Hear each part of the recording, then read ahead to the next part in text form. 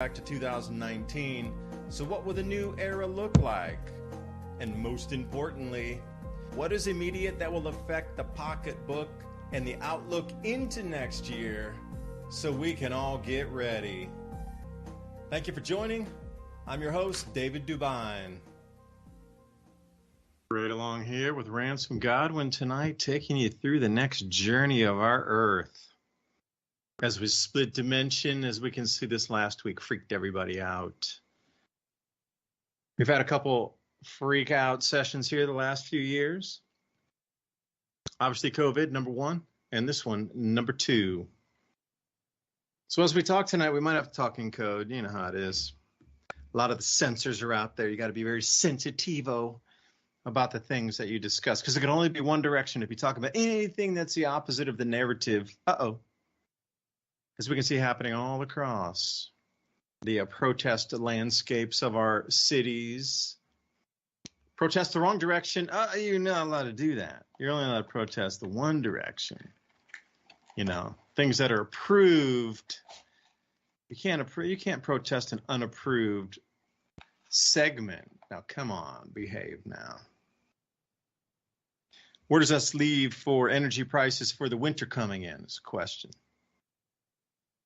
See, my whole thing about this is what you're seeing between the two tiny nations there is to draw Iran into a greater conflict along with Syria so they cannot deliver oil over to China.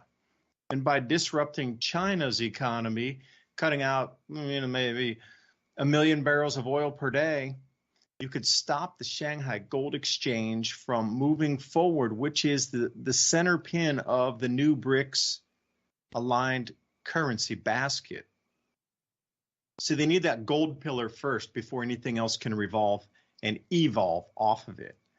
They need to have the base. The base needs to be on the blockchain. It needs to be backed by gold to get that, zero risk asset as the base of that new trading system. Now, once that's in play, they can start to trade commodity for commodity. Hey, you know what? I need 1,000 tons of copper and you need 10,000 tons of wheat. I think we can trade that evenly 1 for 1. And we'll go outside the dollar. We don't even need dollars. We're just going to use commodity to settle. And if there's any overage or whatever, we can use the gold-backed reserve to make up the few $100,000 or the shipping fees, which would then be returned and redeemable in gold back on the blockchain again, back to the original holders. The whole thing for me is this is such a fake out. It is a head fake to draw in these other countries to make sure that China does not get their oil, because their economy is incredibly fragile right now. If you thought the American economy was fragile, you're not seeing anything fragile yet. Chinese economy is just like hanging on by a thread. So if you can disrupt that, boom, you could stop the BRICS-aligned currency and the de-dollarization campaign going across the planet. Maybe that's the way we'll start our program tonight. Ransom, thanks for joining me. I know you got tons of thoughts tonight.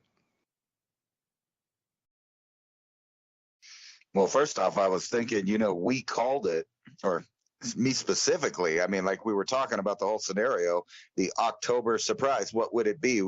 And, we've been saying they're going to expand this war out. And I talked about last week that this month you'd see some triggers like 9/11. And, it wasn't a couple days later that we see exactly that. I have to take an American point of view to this. And what I see is two ethnic groups, half a world away, that's had a thousands of year dispute over the same piece of land. And I have no skin in it other than the fact that they, like you said, they use this to broaden the war. So let's be clear. We're talking about world war. I don't understand how you could think that we're not in the world war yet. I guess not enough casualties for people to wake up yet. But as it stands, we have a war in the Middle East. We have a war in Central Eurasia that's going to expand. Also, you can just tell geopolitically what the borders are on both sides of that war, and you can tell that the people in between it and next to it are most definitely going to join. And this is just like the plan we've been talking about for the last couple of years. They have to organize a reason to draw new lines on the map, to create a new system, a new map, a new resolution, a new treaty, whatever you want to call it. It's a new arrangement. It started in World War I, the League of Nations. It spread into World War II, and they got their United Nations. But that's not what they've ever wanted. They've always and only wanted a one world government. Now, obviously, there's several powers at play here that want to be at the head of the table of this new world order. But I'm going to follow the money. And the money says war is good for business. Plus, it's destabilizing. And, you know, we've been talking about this exact scenario kind of rolling out. I even specifically said, you know, in several shows already, talking about the Dome on the Rock, that is a iconic place for all three of the Abrahamic religions. You have the Prophet Muhammad ascending to heaven there. You have Jesus ascending after death there. And you have Solomon's temple. All three very important, you know, little place on the map. So they're going to fight over it. But more than that, they're going to use it as a tool to manipulate the emotions and pull the heartstrings of the entire world, and further dissect the world into a us versus them mentality until the end, because they have to have this. Otherwise, you know, no one will accept, okay, well, now we're all one people under the centralized system. We're all tracked. We're all traced. Everybody knows where we're at. You know, what's really weird to me is I've talked about on several shows also how Israel was upgrading their perimeter, putting AI to work. Some of the world's best AI and surveillance systems. Some of them, even on Gaza, in the Gaza area, have AI-controlled guns that shoot tear gas. They shoot other things. So this is kind of, in my opinion, you know, I immediately, when I started watching the news coverage, because I'm very biased against the mainstream media because of how many times I've caught them in bald-faced lies. Right away, I start hearing reports of atrocities, and, you know, I'm not going to say which ones they are, but I can tell you that it sounded like the same story that happened in Kuwait when babies were thrown out of the incubators on the floor. You know, later that turned out not to be the case. There was also the weapons of mass destruction that turned out not to be real either. And, you know, when we saw the president say that we're going to move, or it wasn't the president, but anyway, when they said they were going to move parts of the fleet into the Mediterranean in that little area there off the coast of, you know, the most ancient land of the Phoenicians. Matter of fact, two of the oldest sites, in my opinion, on Earth, and some of the most unexplainable sites on Earth are at those two locations in Lebanon, and Baalbek, and the other one in Jerusalem. And that's those giant stones that no one knows how anybody could have possibly even moved, cut, or put into place. And we're talking about the biggest cut stones in the world, to my knowledge. Giant. But anyway, so, you know, all of the world's powers have always been fighting over this area because, you know, I think about all of the stories of the gods and controlling mankind have come out of this area over the years. You know, so I have no skin in it. I'm more worried about improving my life and those around me and those that we talk to over the radio, preparing, because we know that there's a whole world of crazy people that have seemed to have lost sight of their humanity.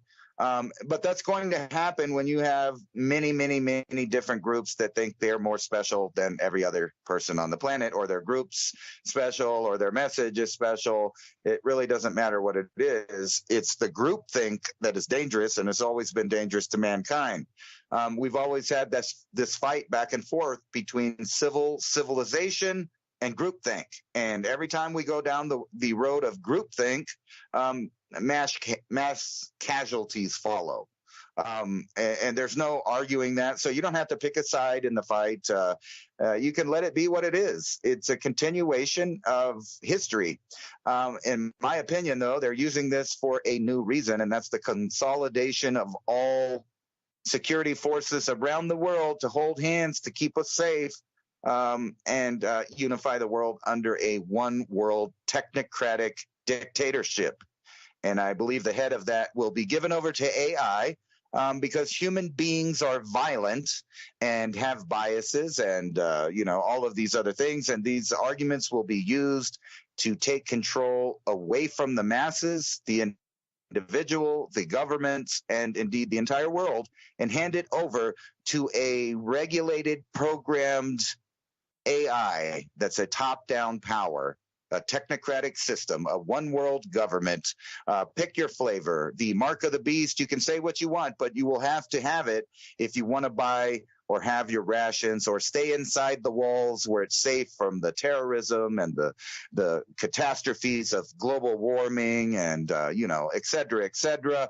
And besides that, we already seen their plan. They want to shove us all into giant cities, a.k.a. concentrations of people, somewhat like a camp, if a camp was in the middle of the woods, because they're going to take you out of the woods and put you in the camp. And they're doing this on a mass scale now. So we're talking millions and millions of people. And if you want to realize how that can happen, just look at the way that maps are recreated over time and how certain areas shrink and then disappear.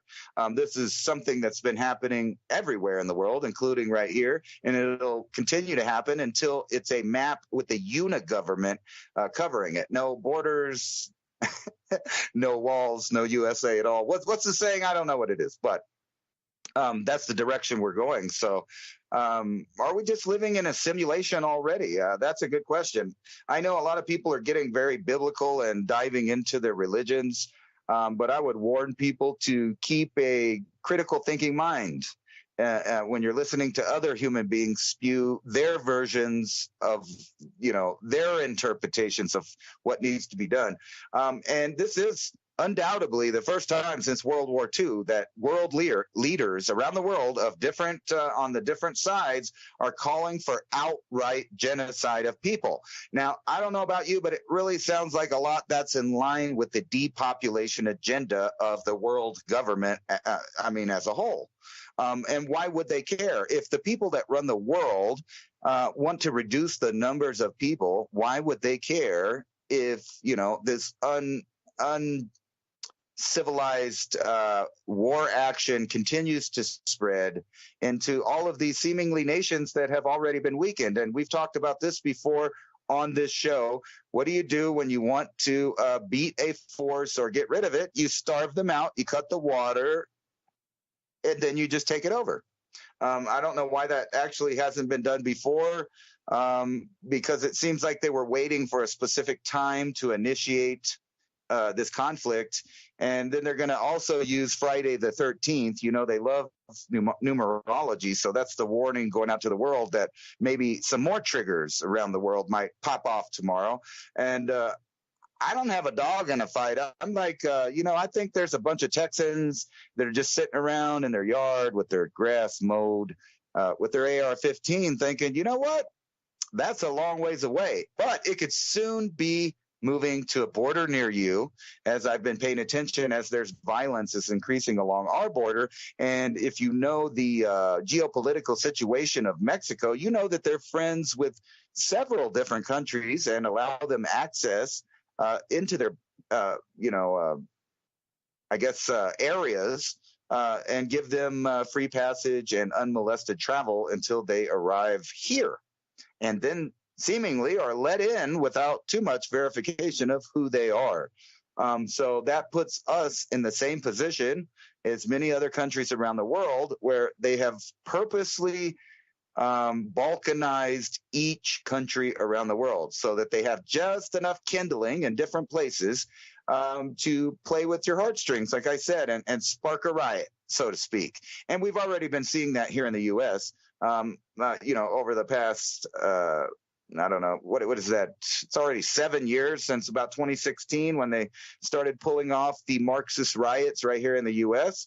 And now we're going to see riots with a different slogan, but it's the same program. It's the same program that happened in 2014 in Ukraine, and now we're going to see it around the world. This is just a destabilization program, and I guarantee you that the powers that be, especially in the military-industrial complex, are rubbing their money fingers together because they know that they're going to cha-ching on this, and they're going to grow their influence and power, especially with the new world government, because somebody's going to have to supply said government with weapons to keep the ever-dwindling population in check during this reset. Back to you, Dave, with the weather. Hey, could you do me a favor and say weapons of mass destruction with your very best Southern George Bush accent? Weapons of mass destruction. You know what's so funny about his accent? Can you give me a weapons of mass destruction best invitation to Georgie? He does it pretty good for Connecticut, boy. Yeah, man, I sent you a bunch of maps. Speaking of maps, I was working on a video today, and electric geology seems to explain that Temple Mount best. So if you look over into your Skype, I sent you about 4 or 5 maps. Now, one of them was done in the 1300s, the other one done around 1660, and the other one that has a more stylized version of what looked like a sailing map that shows a lot of Mediterranean is done like 15 or mid 1500s. So I got 3 different times in those maps. And what I did notice is the one in the 1600s, which says Jerusalem on it, the very long one that's white with lithograph looking, you can actually see the sides of the buildings is so gargantuan and so out of place. Like if you look at this map, and if you're looking in the foreground, you're looking at something on the bottom left that would be equivalent to, say, a French palace, the size of a French palace.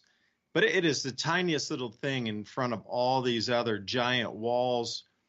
And then when you look inside the city of Jerusalem, you see in the back and sort of in the center there, something that looks like 2 Roman Colosseums. And, the Colosseums, even of today, are quite giant when you look at open football stadiums, or even if you go to the Roman Colosseum, it's quite girthy, it's quite large. But then when you look at the buildings in front of it, I mean, it's just almost unexplainable how large these things are. And you were talking about Baalbek, because you go back up there, and these same buildings and stones you were referencing showed and do show the building before it was destroyed.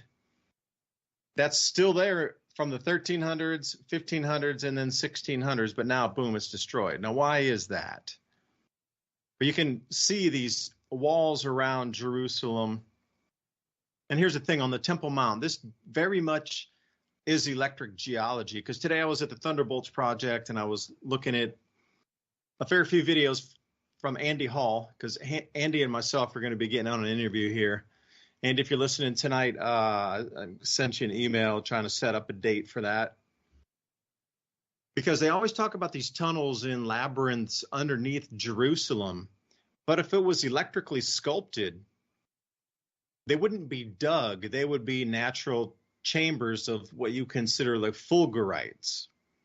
We're talking interplanetary lightning or something along that scale. That's so many, times, thousands of times larger, if not hundreds of thousands of times larger than the largest, loudest lightning you've ever seen in your entire life. Like literally uplifting part of the crust. And I found a few of the experiments that Billy Yelverton was running there when he was working with the Thunderbolts project on plasma discharge on a clay subsurface with moisture to show the buckling, the bubbling. And I kid you not, it is exactly the same as Jerusalem in these images that we're looking at, and the topography. periphery strikes, the periphery subsistence, as well as land raising. But if you're looking for a spot which would have been a spiritual magnet, as we see with ley lines, for those of you out there who understand the energetic, superhighways of our planet subsurface, this would have been a big one, because it's been like that for thousands and thousands and thousands of years. It still remains like that today. So there's some energetic resonance that people have taken up residence in thousands of years. Prior to that, you're talking about the Canaanites, and you talked about some of this going back further in history. Well, we go back to pre-biblical times where this thing was inhabited, and walls and fortresses around that Temple Mount area. So some of these maps that I came across today when I was doing the research just blew my mind, because you're looking at in the very center of this black and white map from, say, I think it was 1665 was the date on this map. And you look at the base of the cliffs, and you can very clearly see people walking down there. So if you use the average of even a 5-foot tall person, let alone a 6-foot tall person, those cliffs that are even in front of the most gigantic temple with those large, 1,000-pound base stones on it are at least 60 feet tall. And then if you look further in, you're looking at something that was literally built, and it looks almost like what we would see in London at the monarchy's residences. I mean, the girth of the building of this is just stupendous, and how they were able to move such large stones to build things that are even larger of today's girth, that we would have a difficult time. And even what you would consider the largest museum, like the Met Museum downtown up near Central Park in New York City, that's one of the smaller buildings that's in this map. And we are talking going way back in time, and off the black and white map from 1665. And then Ransom, if you pull over the red and the green map with the streets laid out, you'll still see the Temple Mount, and you will still see that incredibly gigantic structure using those same Baalbek 1,000-ton stones from the map from 1350. And then you see what looks like fortresses on the right, and those knobs and nodules. That's electrical scarring and discharge there from planetary lightning, or maybe not planetary lightning, but some sort of discharge from perhaps our sun. And whatever had happened, it was so many orders of thousands, tens of thousands, hundreds of thousands times larger than something we're used to today to sculpt this area. And what you notice also is behind the Temple Mount, there's a series of aqueducts or bridges. So if you look at the Temple Mount and you know how large that is from the sideways photo, and you're looking at something built in the 1350s, that giant aqueduct behind there, that's baffling, absolutely baffling. And using these 1,000-ton stones to build what is in the foreground is still, stupendous to think about how far back. And that city's been completely laid out and gridded, and you got just the most massive structures. Like, who builds like that in the 1300s? They had castles, and I've been to a fair few castles because I love that kind of stuff. I'm no stranger to going to castles. That's actually one of the things I seek out when I go to different cities. If there's a chance to see castles, man, that's one of my things. I love the castles. And none of them are really that large that were built in the 1300s. Yeah, the castle walls around the cities, etc., that had some, they've worked hundreds and hundreds of years on it. I get it. But when you get into some of the castles that are out with the palaces the palace was more well guarded, which was built hundreds of years later. When you really go out to some of these castles, they're not as grandiose and large as you think they might be. Yet through history, there's been a couple big ones, but on average, what you consider a castle was large for the time, but in comparison to today's, they're not all that. They're usually on some sort of energy lines. That's why I like to go there, because I have found out just through my years of traveling that cathedrals and castles generally are on a ley line or an intersection of ley lines. And the big thing is, if you can get subsurface on those, like if you can get into the basements of the castles or the cathedrals, they usually have some sort of resonation chamber or they'll have some sort of ground level window that'll allow beams of light to shoot through. And I was in Guatemala one time, and I was with some dudes who knew how to read auras, but I didn't really understand that at the concept of reading an aura. I knew what an aura was, but I didn't have, like, I wasn't tuned in to see it, right? But these guys are like, dude, just hang here.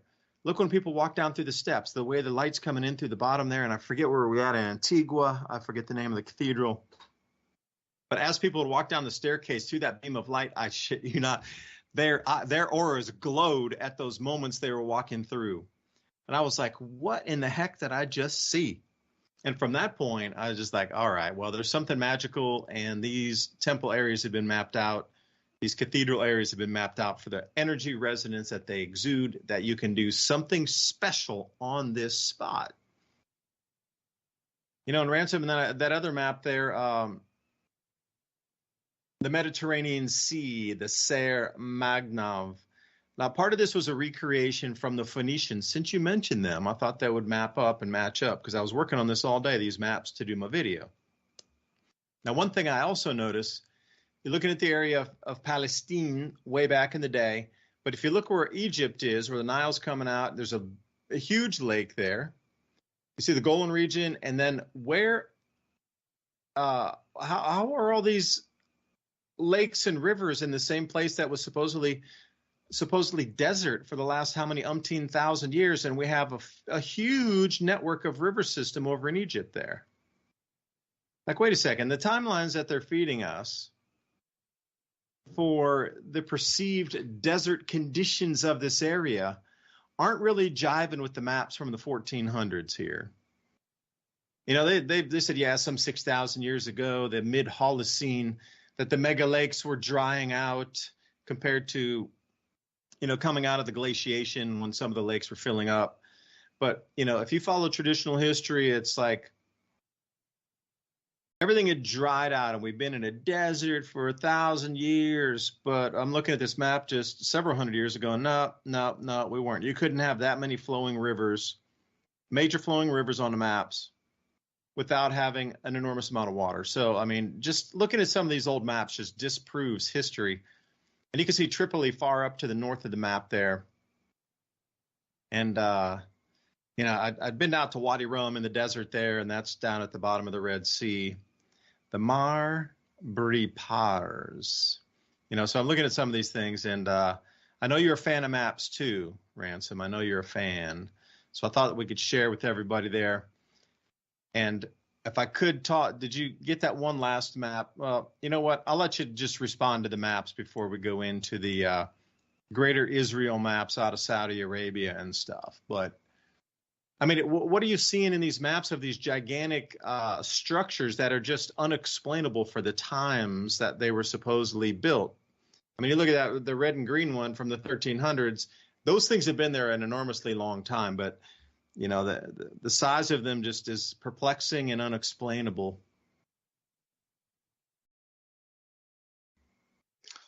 Yeah, this guy. I mean, if you know your history, for one, you know, Abraham came from Ur, so he was a Sumerian, undoubtedly, and then also another little weird confirmation.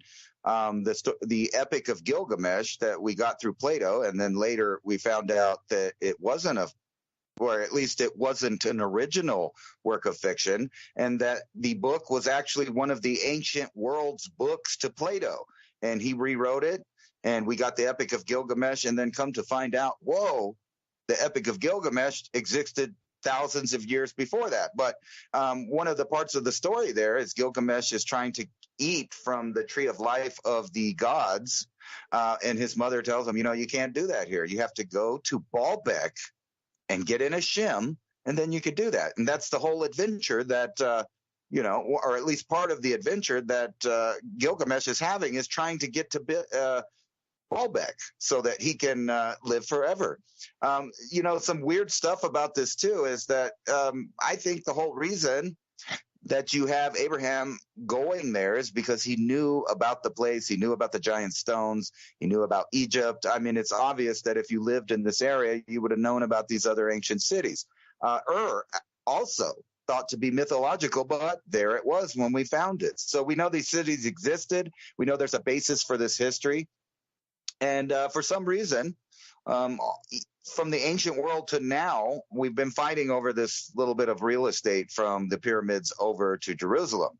And I believe, actually, all the way to Baalbek, if you want to count that in there. And I believe that's because there was ancient knowledge there. That's the only place, where they're cutting these giant stones. So we know for a fact some of the, let's call them engineers in their ancient history, they were trying to get back to that and claim some of that knowledge. Somehow, from then to now, it has become three of the world's biggest, groups of people that have certain beliefs, and they're going to keep fighting over it. But I do think that this is a triggered event here. And, you talk about the Phoenicians. We kind of know from looking at Hebrew where they got the language. I mean, it goes back to the Phoenician language. The alphabet is almost identical, part of it, especially the older versions of it. It's Phoenician. And if you've ever seen Phoenician artwork, it depicts them as Egyptians, all of the same type of imagery. So all of these groups of people know that something happened at these spots. What the question is, did they dig up whatever it was already? And I think that maybe they have, but not all of it. So if you start putting the pieces together of, all of the expeditions into this part of the world, you go back to the Crusades, right? They're trying to find something. They get there, they find something, they become unimaginably rich and powerful. And then the church, turns against them. Later, you have in World War II, people trying to dig up stuff in that same area. And then you fast forward to the post-2000s after the war there. We're digging up stuff in, Iraq. We're digging up stuff all over the place. This is the ancient world. There are secrets hidden in the sand, truths that they may not Ransom, want. Could I throw a point there real quick, and I'll let you keep going. An enormous amount of the military bases when we were there for Gulf War I and Gulf War II, like the military bases were over those archaeological sites so they could get in there and dig unimpeded. Absolutely. And then you had the Arab Spring in 2011. They're digging stuff up in the Giza Plateau. Nobody knows who, nobody knows what. They have machines out there. You could look, they have satellite photos even of the holes that just appeared there. But back up to 2003, there's a secret language going on between the leaders of the world. Saddam Hussein says he's the reincarnation of Nebuchadnezzar. He starts putting up, imagery of Nebuchadnezzar and him, telling people the new era. And they just so happen to let some German and French archaeologists dig up about 250,000 new cuneiform tablets with God knows what on it that was being held in the Iraqi Museum of Natural History. And we didn't go for the oil fields. We didn't go for Saddam Hussein. We didn't try to take their military targets, and occupy those. What we did is we drove directly to the History Museum, and then they said that they robbed it. And shortly after that, ISIS, also funded by the United States. People still are trying to, deny that. But the truth is that every one of these little conflicts, you see the U.S. and Western money on one side of it, and above them the banks, obviously, because they play both sides to the middle. But they dug up all that stuff. It got stolen. And then right after that, all of a sudden you have an extremist group going around destroying some of the world's oldest Buddhas, the oldest cuneiform, Sumerian sites. They're blowing them up with ordinances that they got. So what we're seeing is the eradication of the proof of previous histories around the world, which will leave it all in the form of books and the internet at some point, because, the longest proof of human occupation anywhere is in stone. And we know that. We go around, we find it, Göbekli Tepe, other places. But I think these giant stones were there even before that. I think that at the end of the Younger Dryas, the megalithic culture, whoever that was working, cutting, moving these giant, unimaginably many tons, they're moving it around. They're not using ropes and pulleys and stuff like that. They had some other technology. I'm not blaming aliens, but we've been doing a lot of research on this because of other topics, and I figured out that, in my opinion, I think even the Great Pyramid of Giza is actually just a telephone. It's nothing more than a communications device. And the question is why would someone need to make a communication device of that size out of stone? It may be, in my opinion, because they didn't have, the kind of technology we have now. And there's some weird astronomy alignments, that you get in there, archaeoastronomy alignments in there, and it goes right over to a certain place. And this machine, which they've almost proven that it's that. I mean, there's an engineer called Christopher Dunn that demonstrated if you pour the compounds that are found in the shafts down the shafts again, like if we did it again, it would create hydrogen, which will bounce around in there. And if it was set up like it was in the days when the pyramid was new, the Nile River would go under it and pound on it, making this sonic vibration that would go up through the entire pyramid, causing piezoelectricity and some other effects. But the main ones in the chamber would be sulfuric or hydrochloric acid and zinc oxide. And when they mix, they make hydrogen. And then those hydrogen molecules will bounce around in the tiny shafts, creating X-ray. And that X-ray will beam out to a specific place in space that takes about 2.5 light years to get there. So they could actually talk to someone if they were waiting for the message there. Now, that may be all make-believe, but it's based on science that's going on there, and it kind of relates to what's going on now.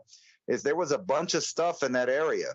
And I think recently some archaeological discoveries in the form of cuneiform text led them to the locations of where all of these things were, and they dug it up. And now we're about to reset.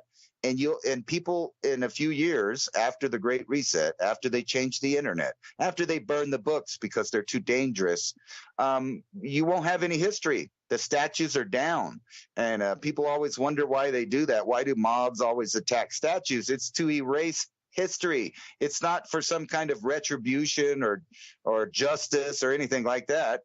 It's to erase history. And then when history's erased, you can repeat it because you can pull the same trick on people again because they have no historical context for that. This war is going to spread. And then will come in what me and you and every listener has to actually worry about is our bellies. And today, history's great, but it teaches us lessons.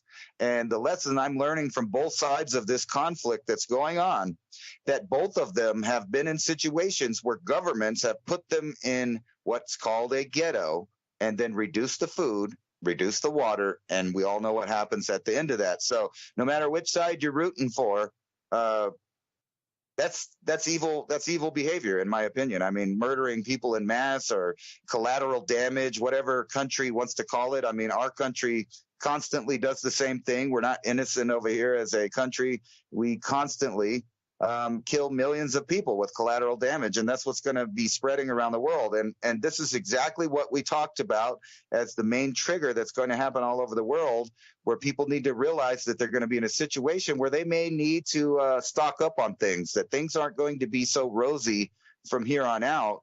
We may not enter into the conflict directly, but it's going to have repercussions. And I think new conflicts going to sprout up right here on the border. And I mentioned people coming through and slipping through. Well, the new president is most likely going to be the first Jewish woman to ever be the president of Mexico. So her agendas might go a certain way or another way. Who knows? But it's about to get saucy. And like I said, we basically have been giving you a step-by-step up until this point. We even the last show we talked about these triggers, 9/11, bringing in world security, all of that. And here we are, David.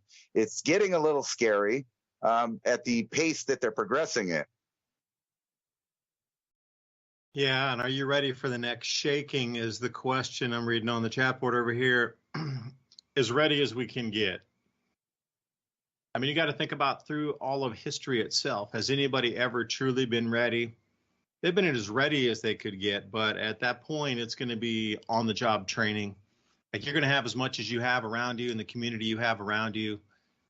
And then from there, it's going to be a daily change, because I keep reading about energy prices for this winter that are going to be, well, substantially higher than normal now that the next pipeline has been disrupted.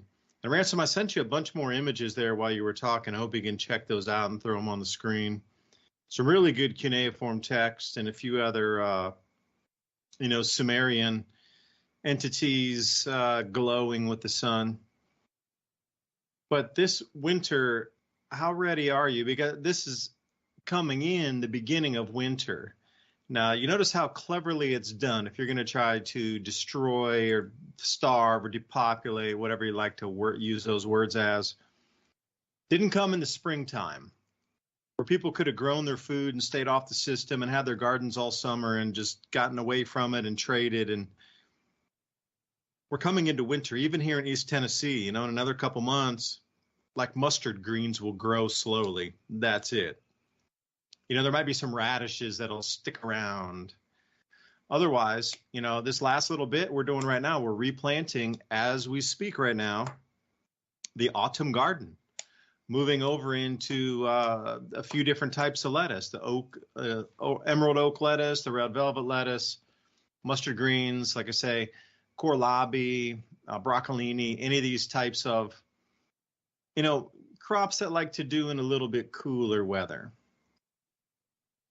But if you're anywhere north of here, it's going to be too cold for you to grow, especially in Virginia. In another month or so, it's going to be too cold to have anything in the garden, in the ground. So think how clever this is done, too, where the whole northern hemisphere coming into the winter now cannot provide for itself. And if your electricity were to go down, then what? Could you even afford the prices of electricity? Because it looks like in Europe, the things where people were heating their home like one day a week and using candles to stay warm and things, the energy prices are poised to rise something like 3x in Europe because of now this extra pipeline that has just gone down. And heaven forbid the oil were to get cut off, there'd be more disruptions because of this conflict. You could be looking at 5x increasing in price for energy for Europe, and it sure would affect the United States because we're so reliant on oil imports. So you have to think about your backup plan for what happens if the heat, let's say we're coming into January and the heat in your home goes down, there's a prolonged electrical outage. How do you prepare for that in your home in the middle of winter? Because if you tell me you're just going to wear a lot of blankets, you're going to have to be further south in Alabama or Mississippi or somewhere. Because where it's snowing in North Carolina and where it's snowing in Virginia, you can do that for a little bit of time. But otherwise, you're just going to eventually get too cold. How are you going to boil water to be able to cleanse yourself? If there's not enough electricity, what are your backups to get electricity and the heat for the winter? That's the whole thing, the heat for the winter. Because right on cue, this thing is coming in winter. And you mentioned sacred dates, Halloween's coming up as well. And if you know anything about the dark magicians, that is their day. So we're coming into something interesting on Friday the 13th, which is, again, if you're looking at Knights Templar and talking about old relics, monies, etc., found under the Temple Mount, Friday the 13th, you got to go back to, what was that, the 1200s, late 1200s when that happened. Significant day, very significant day from the exact same region about some of the same players that are still around, which is, spooky in itself to amplify on that day. But then when Halloween comes around, you could definitely look for another amplification. So camping stoves are a good one. Like I have a winter well stove and I have a yurt also. So if something were to come out and down and happen, I would pull out my yurt and get my winter well stove set up. That way I could cook on it. I could boil water on it. I would have heat inside the yurt. And any of you that know yurts, they get toasty warm inside. And even if it were snowing outside, it would stay warm in there the whole winter pretty much, unless it got down, 5 degrees Fahrenheit for a prolonged period of time or below zero. But again, how much wood would you have around? And are you allowed to burn wood in your area? Because now with all this, save the planet kind of thing, You're not even allowed to burn wood in many areas. And I just saw in the UK also they're outlawing any kind of wood stoves, burning of wood, usage of wood, even having a fireplace. They're going to have you brick it up. And if it's not bricked up, they won't be able to give a loan for the home. Because who was that? Neil McCoy Ward. Shout out, Neil.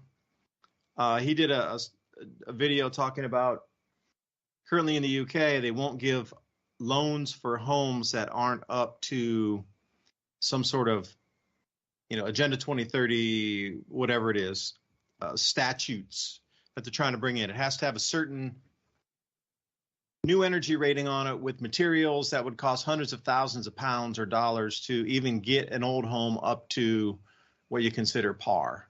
Like currently, if you were to buy it, sell it, yeah, you could stay warm in it. That's fine.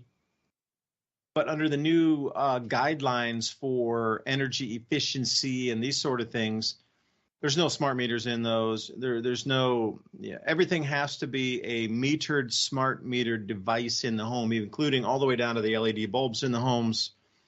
The R factor ratings, if it doesn't meet the factor of a certain R rating for the home, they want you to strip it out and then reinstall all brand new, I don't know, whatever kind of fibers that are recycled from something else. You're not allowed to use the existing insulation that's in there between the walls and just add to it like normal people would do.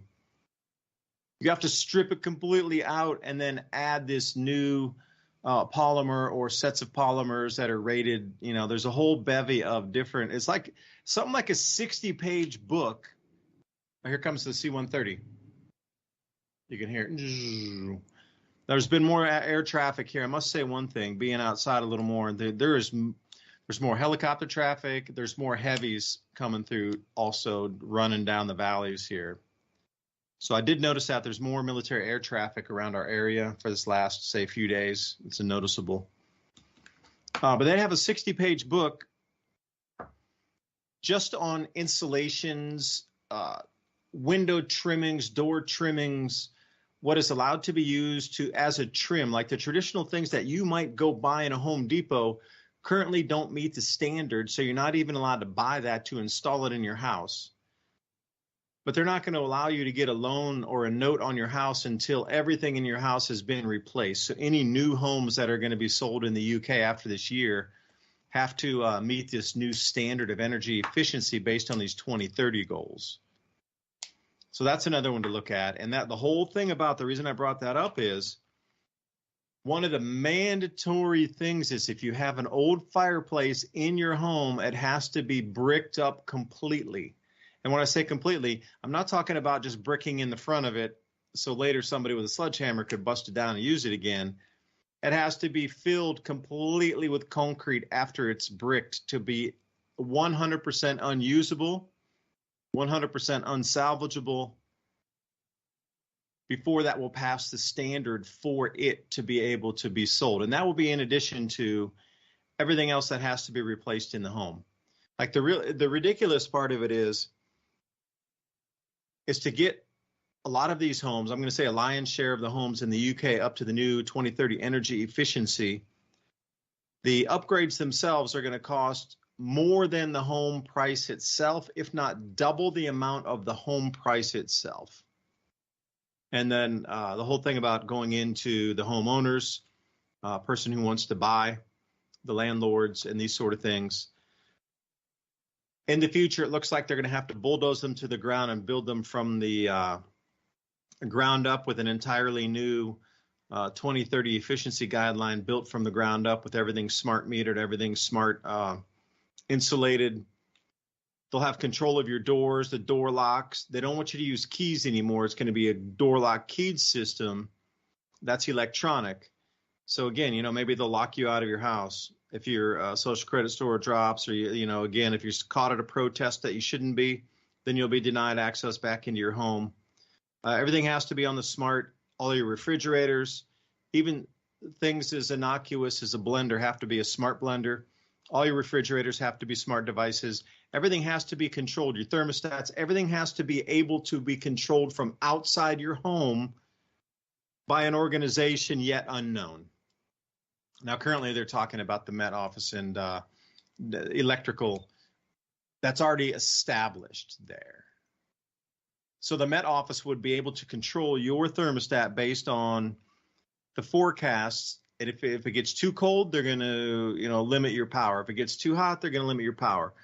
But, you're talking about the Met Office. That's like a weather forecasting bureau to be able to control your thermostat of your home. Like, this is the kind of bizarro world we're heading into. Now, the only way they can possibly get you there is through war, to destroy everything so there is no grid left. So there is complete chaos where when you return to your home, as we've seen every chapter of war history, you flee with your family. You take your most valuable things with you and you flee. Now, when you come back from this particular thing on a global, whatever it turns out to be, will they even allow you back in your homes, or will that be now off-limit zones? So these are the things that I look at out into the future thinking, all right, could they scare people with a couple low-level dirty bombs or small nukes, which we've talked about many a time before? Oh, that area is completely off-limits. You can't go back there anymore. And just take complete areas and swaths of our planet that's now habited to inhabitable, just like they did with Chernobyl. But imagine it, and I could imagine most of it being farm country, where they won't allow individuals to get out here. But if it's any indication of where we are heading, and the reason they're going to use this war also for energy efficiency, energy inefficiency and control of your home, and how a bank can lend to you to get a home or refinance it. This is the thing, that this is where I really see it. Refinancing your home based on the same scores that are being put forth now, but it only affects new mortgages. What happens when they reset the system to a new central bank digital currency system and your mortgage gets reset?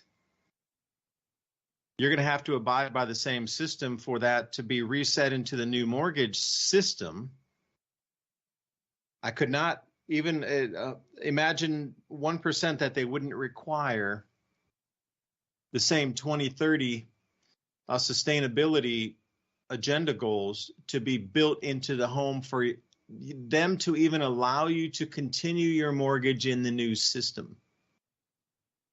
But of course, they'll lend you the money to upgrade your home at the higher interest rate, because then your mortgage rate would be 3 times higher. And if you can't afford that, then what? So this is all about depopulation and removal of people off of the land and out of your homes. And you can only do it one way. It's going to involve energy and it's going to involve money. And all of those will be affected and are beginning to be affected right now. Just one last thing, Ransom. Today's video I was working on, it shows only 17 days of strategic petroleum reserve left in the United States. That's all we have left. Once that runs out, then we are going to get into what? Because as soon as this war kicks off to a higher degree than it is, because you just saw Israel bombing the runways in Damascus and bombing the runways in Aleppo, in Syria, no less. When the Iranian diplomats were coming to fly to Damascus, Israel jumped in front and wrecked those runways to the point they're unusable. They have to be completely rebuilt. So as you speak right now, Damascus and Aleppo no longer have functional airports. They actually had to turn around and fly back to Iran. So we can see this thing's already expanding well beyond. Lebanon says they're joining in, so that's a dual front. In Syria, that'll be a tri-front. And if Iran comes in, that'll be a 4-fronted war. And America has 4 aircraft carrier groups over there. And they're all in like a really tiny, very small postage stamp area. And you got ones running up the Red Sea area. You got them over in the Persian Gulf right there. You got 2 in the Mediterranean Sea. And most of these hypersonic missiles are multi-thousand mile range. And they're so supersonic. Now, the only way I could see even our Vulcan phalanx systems and all these kind of, top secret things that are no names for the public to understand about our protection off the carriers and different types of battle groups.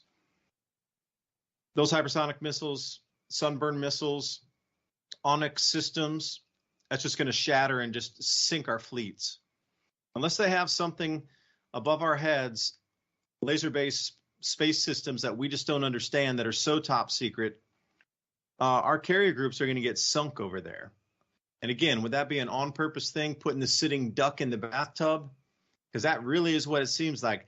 Like, how close is that carrier group going to get to the shores off of Israel and Gaza? Because, you know, Lebanon has those Onyx missile systems, and that has about 120-mile range, and that can take out a carrier.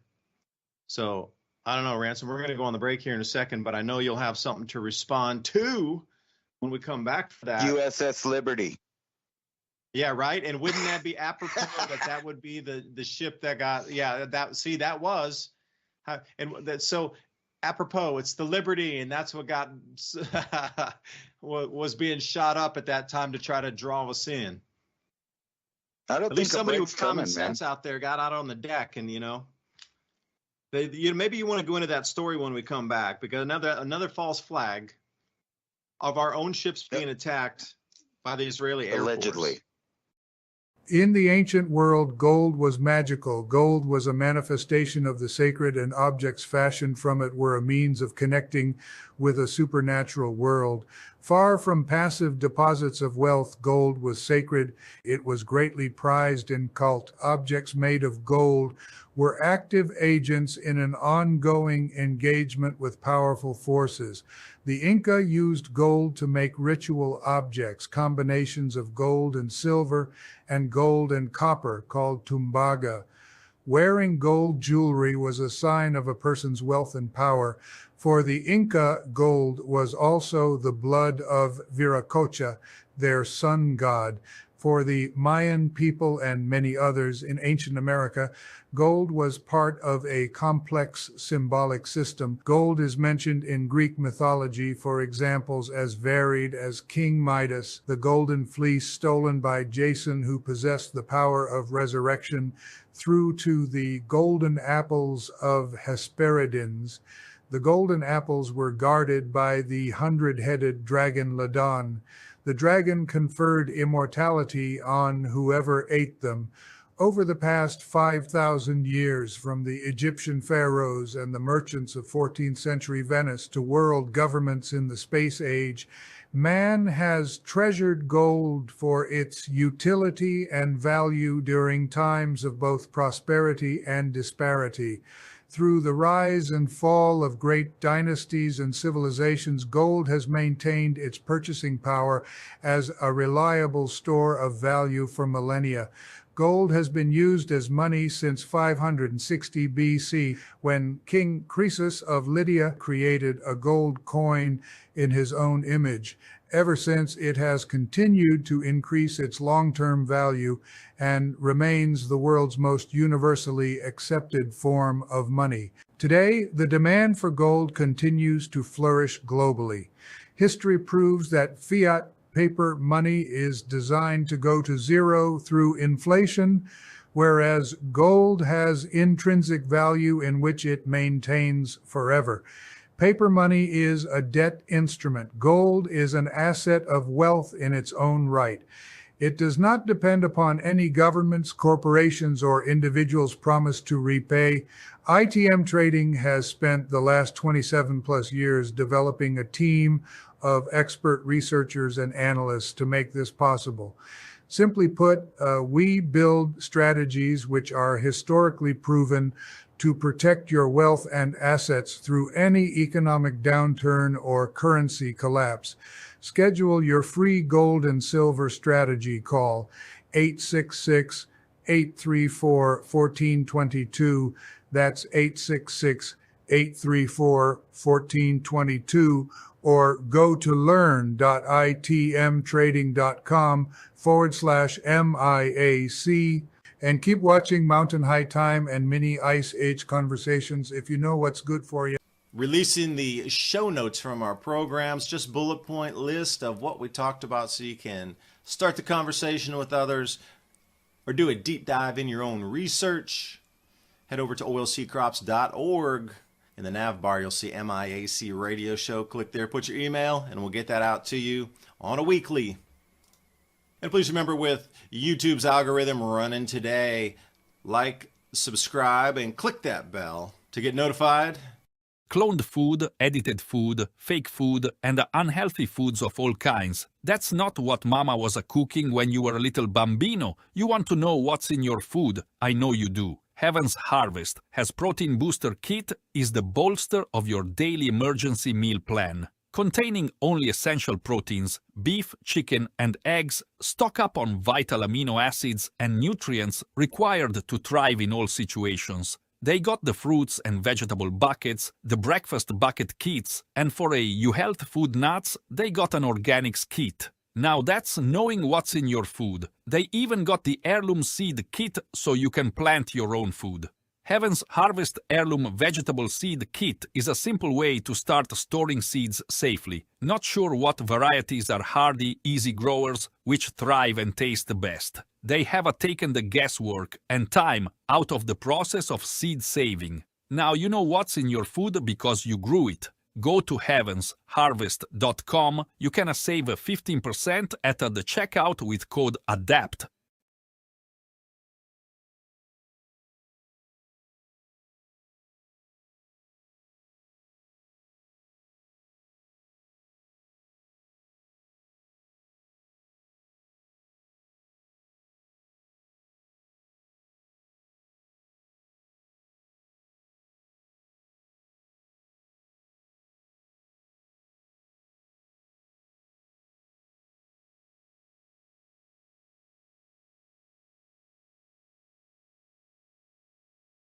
And we're back, at least on the video streaming services and back on the radio too.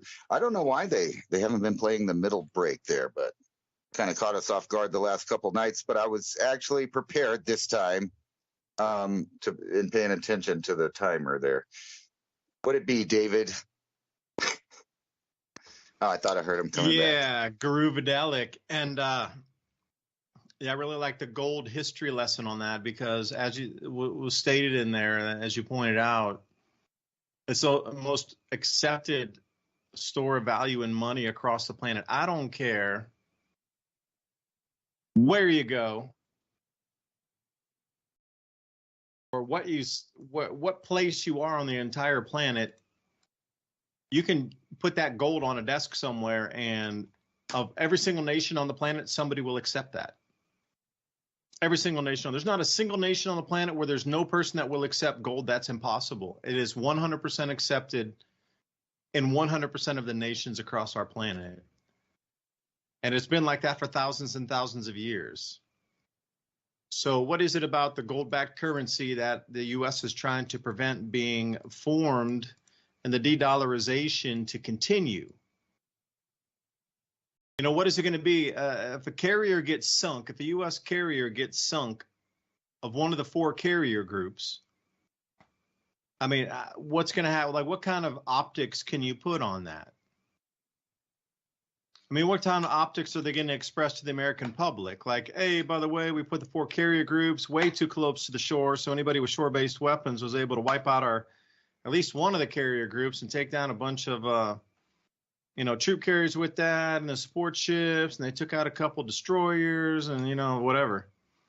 So, I mean, think about the optics that could put on. Imagine a carrier group or just a carrier and a couple of support ships getting sunk. Man.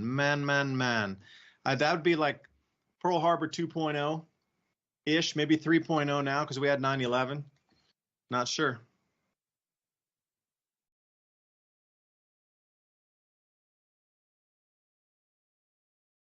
I don't know, but if somebody does do something to one of those U.S. ships over there, I'm sure the cameras will be off.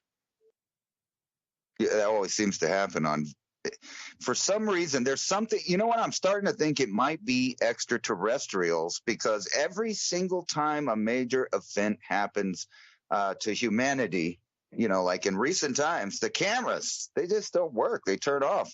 And, everybody that's ever been abducted knows you can set up TVs and cameras and stuff. You're never going to catch nothing on it.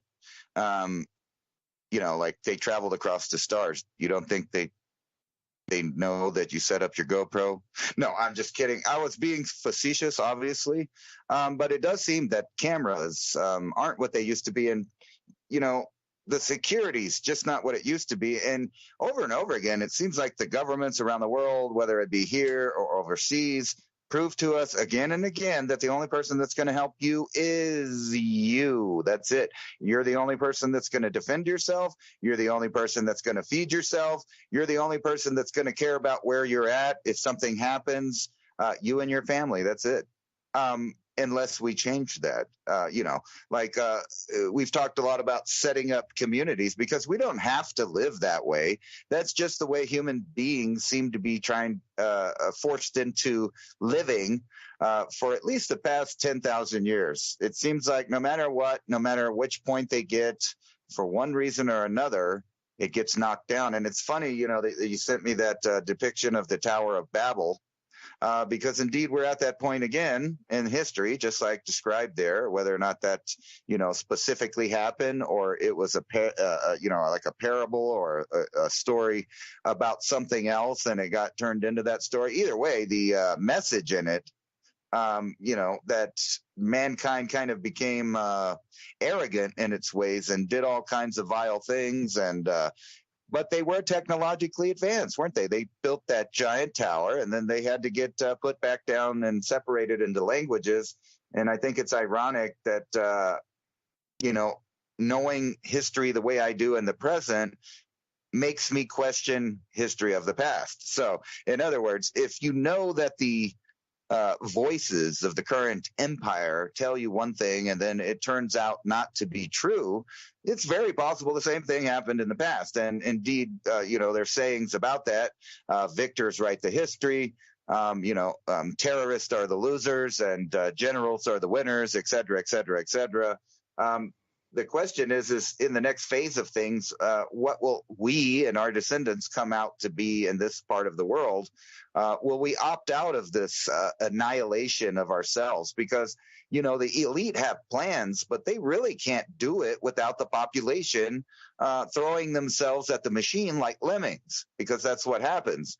It's always the latest cause. You can see that in reflection on social media.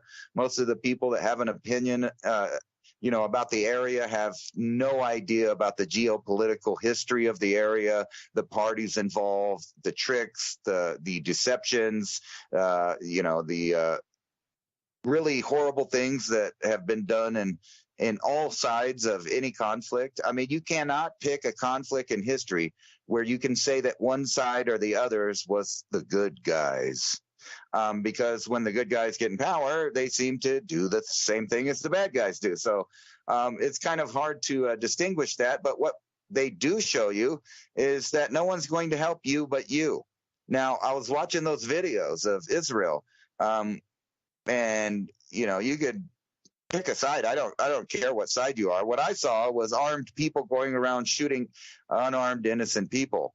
So I don't care which direction that happens. I don't care if there's a bunch of Israelis going into Gaza and killing a bunch of innocent people. I don't care. I don't care who's doing it. I don't care if it was Adolf Hitler or Mao from China or Stalin from Russia or somebody, with the American flag behind them draped in it.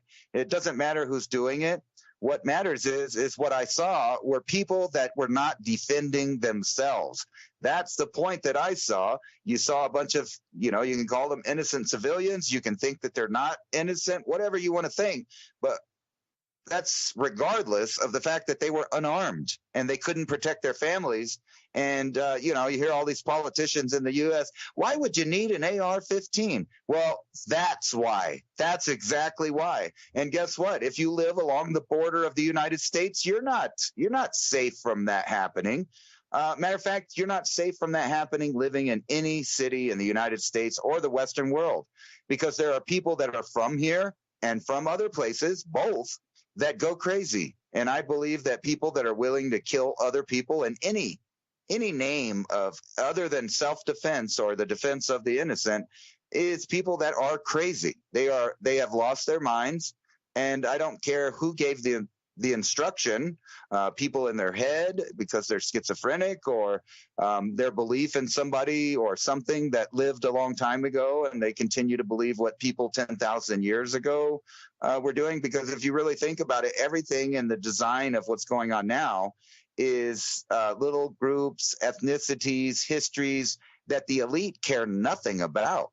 They don't care about that. They just know that they can manipulate the masses with it.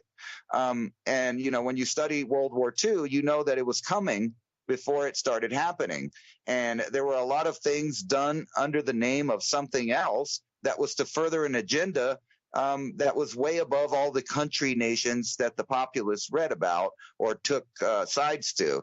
I equate it basically to the NFL. You have all of these, you got the two different divisions, you got all of the teams and owners and, the entire industry that supports it with the snacks and the uniforms.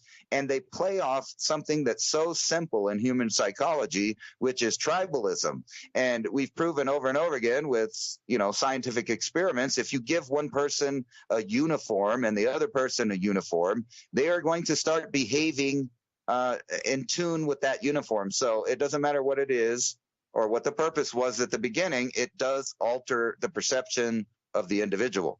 So the lesson learned is you better start growing food and taking your own life serious and your own infrastructure, your own logistics, and steer your own future, because I don't believe these people can steer our future unless we let them. And I think let that be a lesson to the entire world, that the Second Amendment works not only here in the U.S., but it should work for you wherever you live, because my belief system is in that document where it says that my creator gave me the right to defend myself. So whoever your creator is, I'm sure he agrees that you should defend yourself. Yeah, they sure do want us to hand over our sovereignty, don't they? Again, this could be a push in addition to the central bank digital currencies to try to get truly a one world government saying, well, yeah, AI has to run this. We can't let this happen again. Never again in history. How many times have we heard never again in history, again and again and again and again? These whole things, it's such a fallacy. It's a hoax. It's a smoke and mirror of never again. Well, until it's good for our side, and then we can do it again. One point before you go on, they're putting in the news, people are saying the term, the war to end all wars. How short memory we have. Exactly what you're saying. The same phrase, man. Give me a break. Yeah, right. Rinse and repeat. But, to your point of even going back 10,000 years and something being into control, it's like, I don't know, maybe a remnant of that previous civilization got dragged through the Younger Dryas and kept itself intact enough and technologically advanced enough to then control those that survived the Younger Dryas and tried to reform into these communities, these civilizations and societies of some 10 or 12,000 years ago, because it does seem like the same source of force, life force, has always had a thumb on humanity to extract energies from it.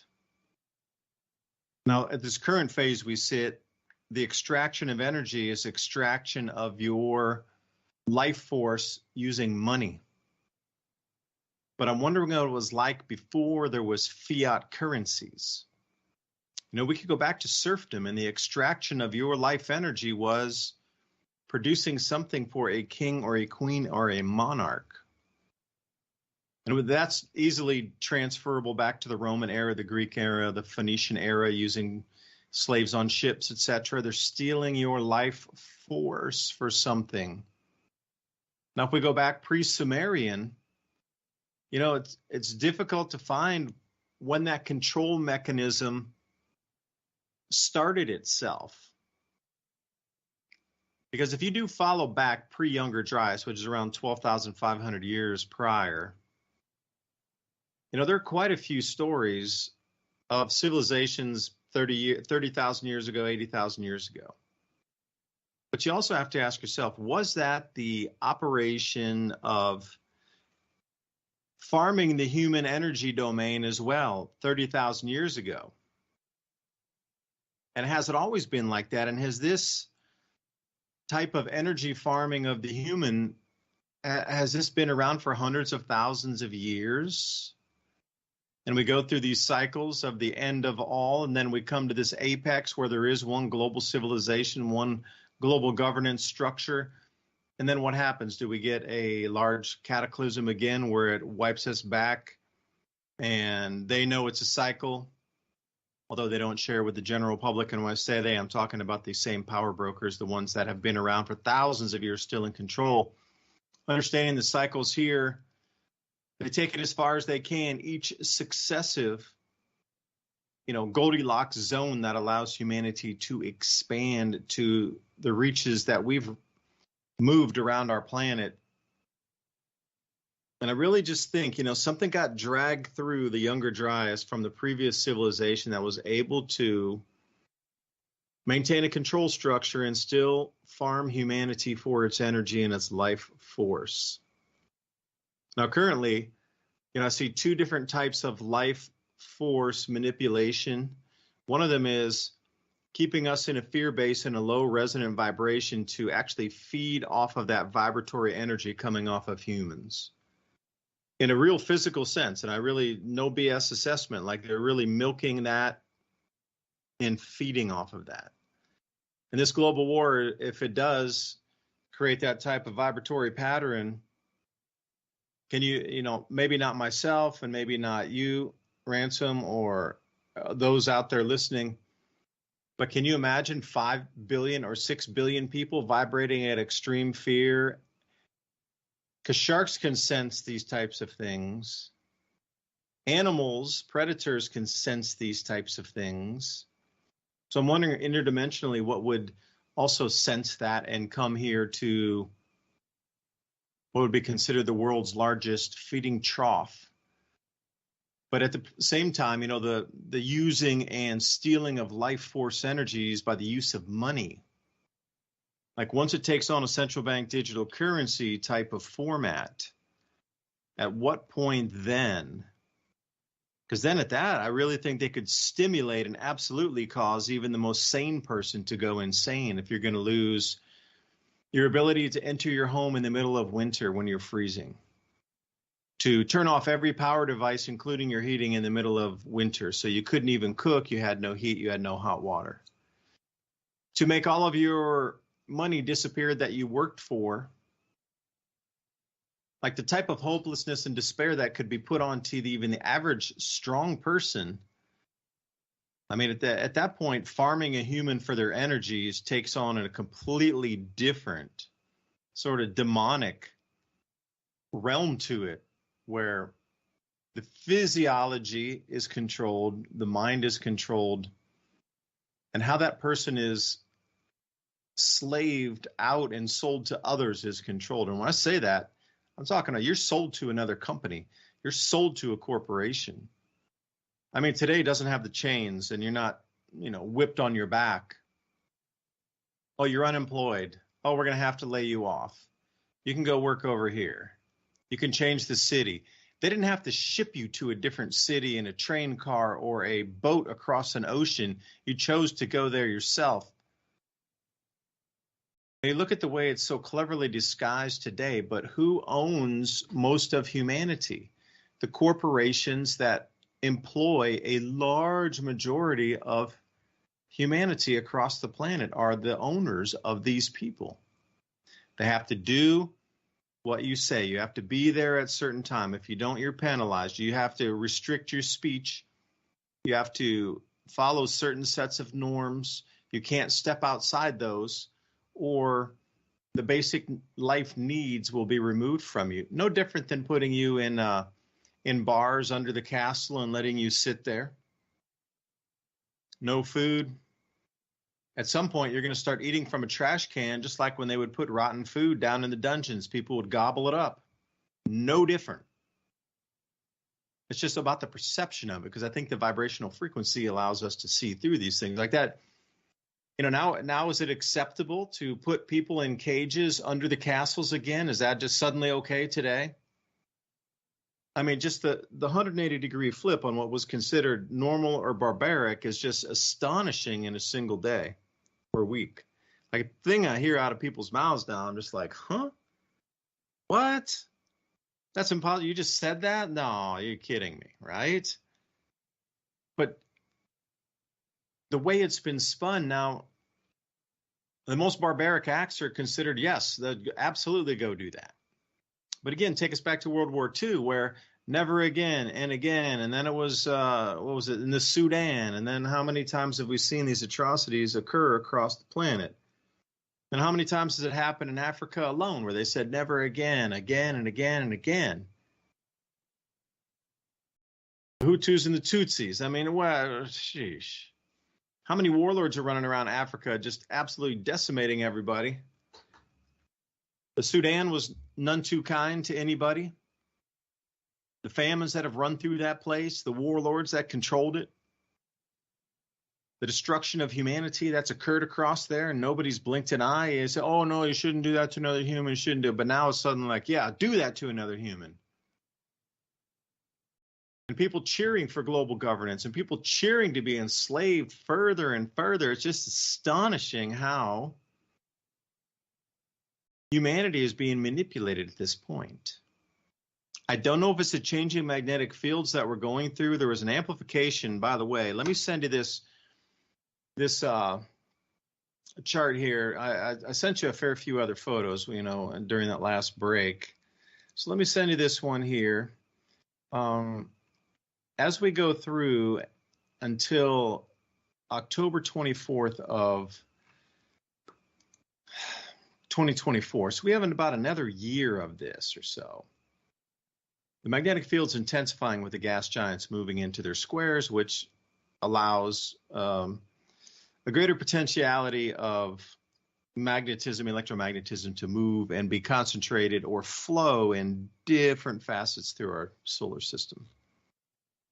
Now, Ransom, this is a geocentric view where our planet sat on the 7th, that same day that everything kicked off on Friday and Saturday. So if you notice, the center of the magnetic field of the sun behind us, along with Mars and Venus behind us, and directly in front of us, the squaring field, not at the apex, which we'll see about another year and 3 weeks from now. But as the magnetic field, as we understood it amplifying, we were in the center of that on the 7th when all of this started, which is incredible for me to think about. Because to manipulate humanity during a change of magnetic field state means, for me, if they did it right now and that magnetic field is still very weak in comparison to where it will be, then what did we just get pulled on us, and what will be pulled on us again as we get closer to October of 2024? So that is pretty much the center of us in the new evolving magnetic field at the moment, was on the 7th of this month, a few days back. And magically, or maybe it was using magic, everything kicked off. Now, again, using energies and magic and knowing how the human resonance field of the brain would be affected by this evolving magnetic field. And I would ask and challenge everybody out there, in the last 7 days, how have you felt? Has your body been physically off? Because I know a lot of people around Knoxville are saying they've had some kind of, like respiratory gunk. It's not COVID, it's not the flu, it's just like a gunk. It's almost like there's too much pollen in the air. I've heard a lot of people say, nah, it's kind of just, maybe it's too dusty, it's too dry, whatever. How are you feeling mentally?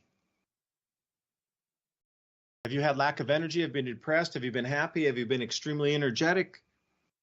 I mean, take a notice in the last 7 days, how has your body and your mind been affected that you noticed a change in your normal waking state that's been a little bit different, a little bit off? Because now we're pulling back out of that field. We're not going to be nearly as centered as we were back on the 7th, just a few days back. The planets are moving, we're moving, so we're not in that center range anymore. It's literally that quick. So as we come into October 23rd and 24th of 2024, we're going to rock through that magnetic field in like a 2-day event. And whatever occurs during that time is going to be pinpointed and laser projected into those 2 days. So again, I'm going to ask everybody out there, how have you felt this last week? And if you say you felt strange or different, your body's been behaving differently, your mind's been behaving differently, you've been thinking different thoughts, you have no motivation, some extra motive, whatever, that's directly because of that magnetic field amplification we just rolled through. So, if you're looking for causes, and then you see this gigantic world event occur, I'm starting to put 2 and 2 together, and I don't think it's 2 plus 2. I think it's 2 times 2 times 2, and we're suddenly getting into exponential math here. But somebody understood the magic. They understood the magic of the human resonance field being bent during this time. And it'll be used against us once more or twice more, especially when we come on the backside of that, somewhere around April of next year. We will encounter the same exact thing, but the Earth will be behind the sun, so everything will be pulling in one single direction. And we'll experience that twice more. We're going to go through this cycle once more on each. In front of this sandwich between the sun and the gas giants, we're going to experience that once more at its apex. But also, as the Earth swings around in its orbit on the other side of the sun, where that squaring field will be even more squared up as we come in through April. We'll rock through that. Sun will be on the Earth will be on the other side of the sun. And then as we go through October 2024, we'll come back out around and we'll be on the backside of the sun, April of 2025. We're going to go through this twice more. So whatever's happening now, you can anticipate that those same energies known by the magicians will be used at least 2 times more against humanity. And I'll leave it there, man, because I know you can respond to a lot of that.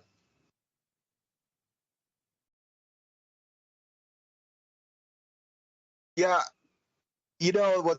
I was showing people this article from the Wall Street Journal that basically talks about what we talk about all the time, and it's showing one of these giant flares coming off the sun, which is, puts in perspective. You have all of this stuff going on the ground down here, and the sun's doing its thing and the planets are doing their things. And we know some of these people are, basically worshiping the planets. I mean, there's a lot of research done on how most of the Abrahamic religions are related to astrology and worshiping different celestial gods and goddesses that have nothing to do with the religion. That's why they use terms like Isis and things like that. And Jordan Maxwell famously said that you need to pay attention to the world plan. And this was his opinion, not mine, but he said that the reason that they put together Israel is because it's the name of 3 different gods. It's Isis, Ra, and El. El being the what people would now know of as Jehovah in the Bible. They mixed that name and they incorporated all of the older religions at the time. Now, when you look at the sun, would that be Enlil? Would that roll back even into Sumerian back to Enlil then?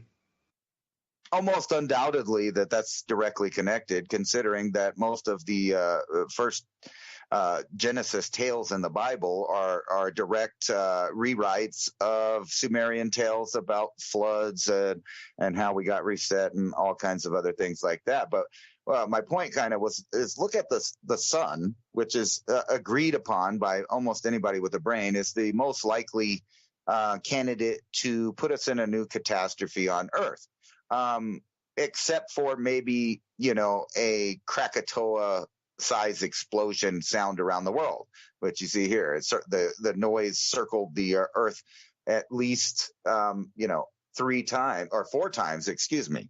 It was heard in over 50 different locations around the globe. So something like this is actually what we should be worrying about as a civilization, as a group of human beings. And then just to put things in perspective, and we talk about how long these things have been going on. Here's an article from the Smithsonian. These are 200,000-year-old handprints and footprints of children that were playing on the Tibetan Plateau 200,000 years ago. Now, most likely these are Denisovan or Neanderthal or a mix of those, or maybe even an unknown person. It could even be Homo sapien or Cro-Magnon, basically the same thing. However, it puts into perspective that 196,000 years ago, before the Bible, before those religions, right? 196,000 years ago, there were people on the Tibetan plateau there living their life out. Their kids were playing, they were eating, and they were living, and they believed in something then, and they had their own dramas and journeys and adventures and epics back then. 200,000 years ago. These are human beings we're talking about, and there's no geneticist worth their salt that claims that Denisovan or Neanderthal were that far away from Cro-Magnon. Matter of fact, Cro-Magnon doesn't really appear until about 40,000 years ago. Nobody knows how or where or why. They give you these fairy tales about out of Africa, and then they admit things like this, which are different human beings living 200,000 years ago, just doing their thing out there. They admit there's now apes in Europe. There's chisel marks on animals in the La Brea tar pit that goes back way behind. We got 30,000-year-old pendants in South America. None of the history you've been told is correct, and it's been a regurgitated, reset version of that history. And every 2,000 years or so, it seems like they decide, you know what, this ain't working out like we want it to, so they reset it. This drama has been playing out for God knows how many cycles already on this earth amongst human beings. Now, do you believe that Cro-Magnon just pops up 40,000 years ago, or do you think he might have been on some of the land that was exposed prior to the Younger Dryas, like all of that land that's 400 feet under the ocean now, where people were probably living and had villages and civilizations, technologies we'll never even know about. And then, we get into modern times, and they're trying to include people of this era in disputes over land rights or promises to land that stretch back about 8,000 years ago in the city of Ur, where they first had these, or at least we first know of these little contracts about who owns what. And, they had land contracts. So all the way 8,000 years ago, they had the idea of ownership of land. And we've been fighting back and forth with governments for at least that long on the idea of private property. But now we get to the future where people are still having a land dispute from their great ancestors dispute over the land. And I know that some people are religious, and I'm not saying that the religious events of the last 5,000 years did or didn't happen. I'm just saying that obviously things were going on for a long time before that. Epics, adventures, the whole thing. What do you think about that? Because it really puts man in perspective. We've been reset so many times. And like I said, any minute, any year, maybe it's 100 years from now, maybe it's next year, the sun's just going to burp a big burp out our way, and it's going to reset everything, whether we like it or not. And this is the most likely thing. And matter of fact, where we are, and it makes me wonder, and, I'm not a scientist or anything, but, I have this concept of magnetics where positives and negatives or charges of different kinds try to balance themselves if they can. So if you got a sun that's, going back into what, a minimum, is the solar maximum over or not? I'm not sure, but think about that. When you're looking at this picture of these planets with all their charges on one side of the solar system, it kind of makes me think of like a plug, like a positive and negative. And, you might just have an arc. The problem of that is, as you can see from this Earth-centric map, is that we are in between the positive and negative forces there. That's just a theory of mine. Obviously I'm not a scientist, so I don't know all the ins and outs about charges and the electrical relationship between the planets and the sun. But regardless of that, you can see here on this graphic that they're showing right here. This is just a flare that popped off the sun, and they got this imagery here. But this happens all the time, but most of the time it's facing away from us.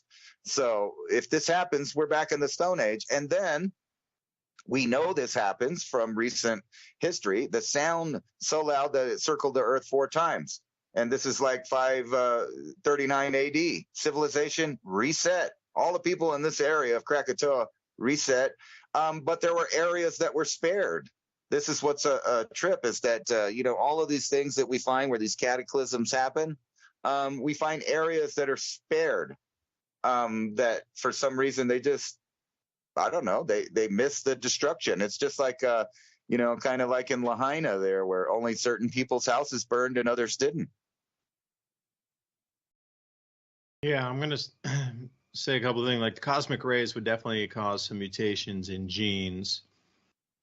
But the Krakatoa thing has always been fascinating for me. Is they say, yeah, that sound went around the Earth 5 times, but you had survivors that were within 20 to 30 miles of that. So I just don't understand how everybody's eardrums were not completely ruptured and their eyes literally vibrated out of their sockets for 1,000 miles in any direction of that blast.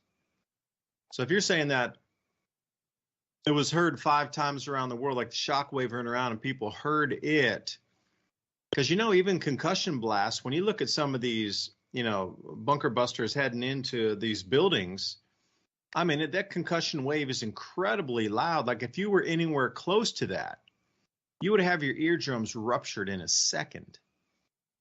Now, now they're talking about something that's so loud you could have heard that sound across the planet.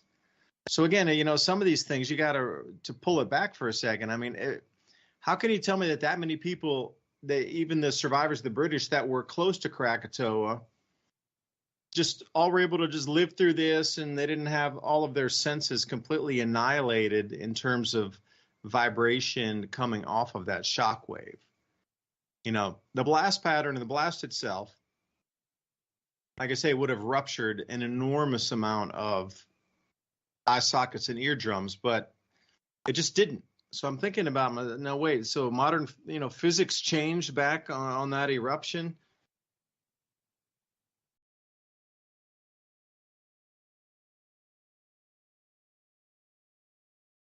I'm sorry, what was that? I was reading the comments. Or did you cut out? Hello? Am I alone in here? I'm scared. I think he got cut off. That must have been what happened. Anyway, look at those footprints. Yeah, Deep Purple, you there, man? There you are. All right. Now, what were you saying? I dropped off there for a second. My sound went up into the atmosphere. Yeah, you got to think about the Hunga Tonga eruption. They said the same thing. Did people really hear it? They heard a slow, low vibration sort of up in Alaska, or was that just the shock wave that went around the planet that was visible, measurable with our seismic stations? To send a sound wave around the planet, and you're talking something that's so extraordinary that I can't believe more humans were not wiped out just from that concussion wave. I just am baffled at times. So, Ransom, I sent you a couple more images here. If you could take a look over into your Skype. This is the real deal stuff that I'm talking about. And the one I would like you to put up first, if you could, is the Tree of Life alignment, which goes right into where we are talking about on the planet right this second.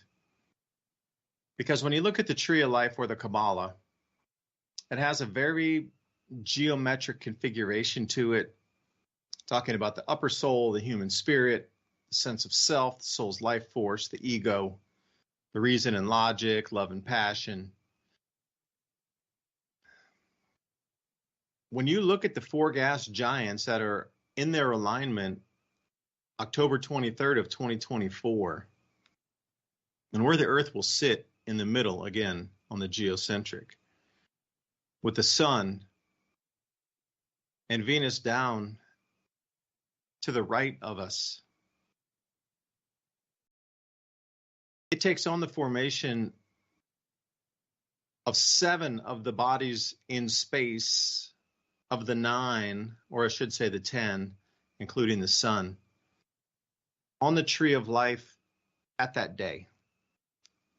So for me, that's the marking in the beginning of the cycle.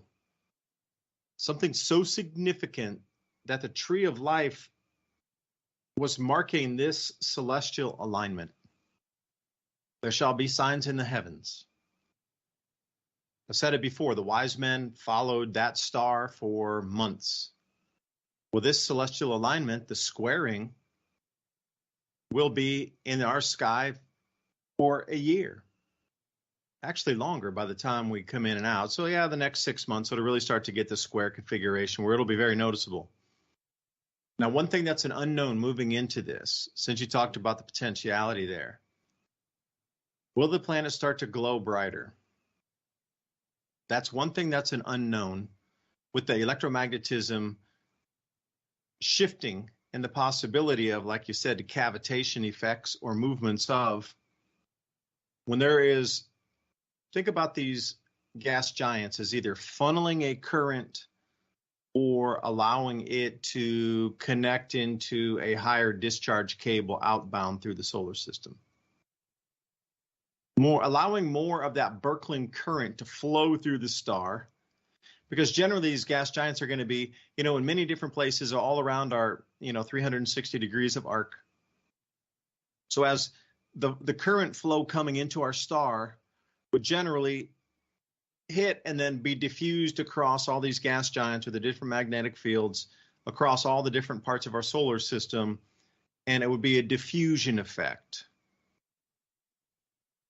Now everything is going to be funneled into one single electromagnetic spot in our solar system through the sun.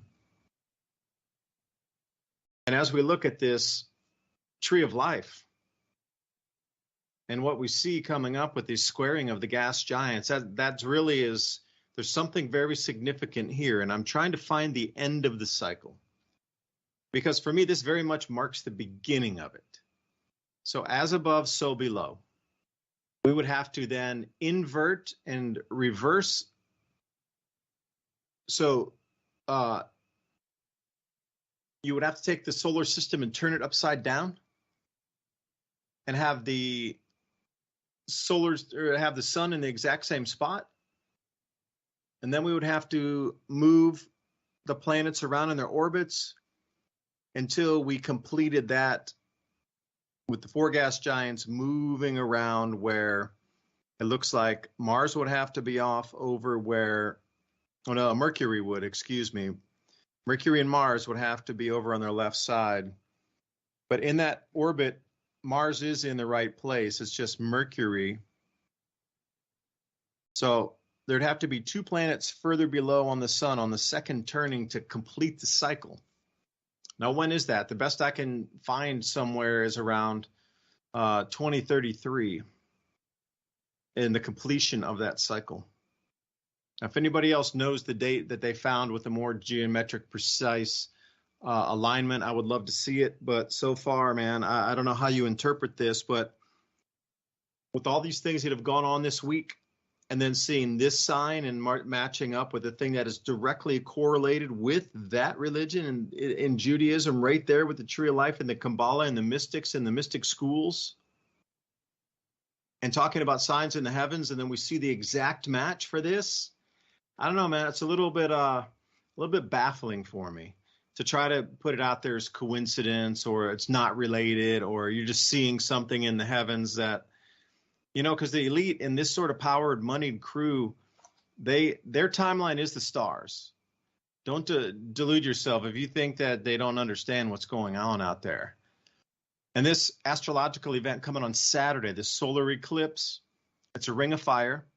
And most interesting for the United States, it will be as its max darkness over Corpus Christi, Texas. Now, Corpus Christi, you could interpret that into Christ.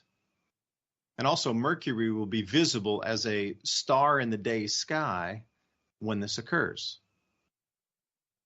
Now you can think about all these equinoxes and solstice and, the different cycles of moving into, whether it's the north node or the south node or whatever it is. Pluto's in its return for the United States, which means the destruction. When you look at these, when they set up the United States, Pluto was returning also for the beginning of our cycle. I mean, there's so many. They look at the heavens. They only understand the energetics of the solar system and the wider galactic arm. That Berkey current, they understand the flows. They understand the flows in. That's why they're so heavy into the astrology. Well, you need to understand the astronomy to know where we sit in the heavens, like literally the place of the heavens. Once you get that and you understand the actual location of it, then you can start to map out the energetics. So like you said, those handprints you looked at some 250,000 or 220,000 years ago, was there somebody there taking record of the heavens and the energetic changes of that? Because if we're talking about the Great Year, and that's only 25,000 years, and we're going back 250,000 years, we've gone through 10 cycles of this, at least since those handprints you're talking about in Tibet. This is the true time clock. And I think we have struck midnight on this one, because that tree of life alignment explains nothing else except why it is happening now. So I don't know, Ransom, what do you think with the assessment of that? I wouldn't put it past people, because I was talking about the connection to astrology. So that anybody that's into astrology is paying attention to the position of the planets, and they have been. We know for at least, like you said, we have the precession of the equinox cycle that was handed down from somebody in antiquity, and we know it has to be about 52,000 years. That at least that they were paying attention to notice that it changes every 26 and then repeats the cycle in 50. So you would think that at least 52,000 years they've been looking at the stars, paying attention to where they move, the planets, etc. And I remember a few years ago when you were first showing me that alignment, and that's all I could think about as soon as you showed it to me was that I remember I always forgot what it was called, but it looked just like that to me. And actually there is, I believe, a correlation, right, of each one of those dots on the tree of life to a specific body in the solar system. So that is trippy. I think that this whole cycle is based on something more natural, that they know this is just going to happen. I mean, just like us, we're paying attention to these cycles. Well, they are paying attention, but they are cheating in the way that they have ancient records, ancient documents, ancient knowledge to base their clock on. And we don't have that because it's been stolen away multiple times throughout history, even though some people were smart and they wrote it down and it's hidden in books. That's why you hear about, Moses getting mad about the golden calf down there, because the time of Taurus was ending and the time of Aries was beginning. That's the same reason that Jesus and the time of Jesus is represented by two fish, because it's Pisces. It's the time of Pisces. Jesus warned about the water bearer. And other religions around the world timed this about the same time to the time of Aquarius. So we know human beings paid attention to this clock, this cycle, and for whatever reason, catastrophe strikes in between or maybe even aligned with some of these cycles. And the elite know that.